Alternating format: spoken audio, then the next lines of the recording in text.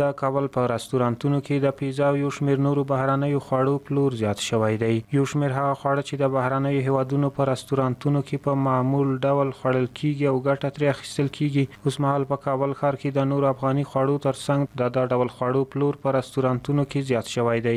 د لندن پیزا په نوم دغه رستورانت خپله څلورمه څانګه د کابل ښار په احمدشاه بابا مینه خوست ټاور کې پرانیستله. دغه رستورانت کې د خوراکونو بیې هم راټیټې شوې وې.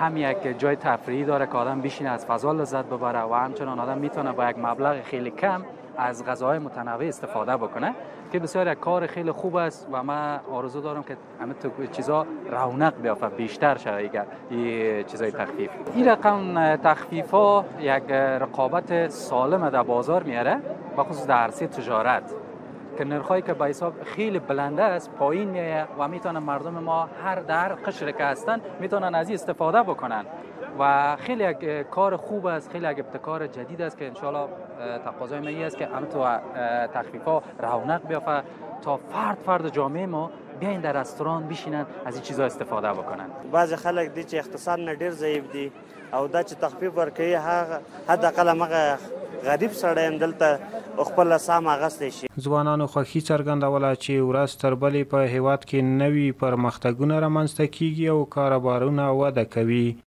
الحمدلله موږ ډیر خوشاله یو چې موږ ته په کابل کې داسې یو ښایسته هوټلونه جوړیږي او بل داسې د خارج په سیستم کې داسې یو ښایسته فضا موږ ګورو دلته، نو موږ ډیر د خوشحالۍ احساس کوو چې وطن هم ډیر پرمختګ کوي نن سبا وخت کې. نو الله دې نور هم ترقي ورکړي د موږ هیواد ته.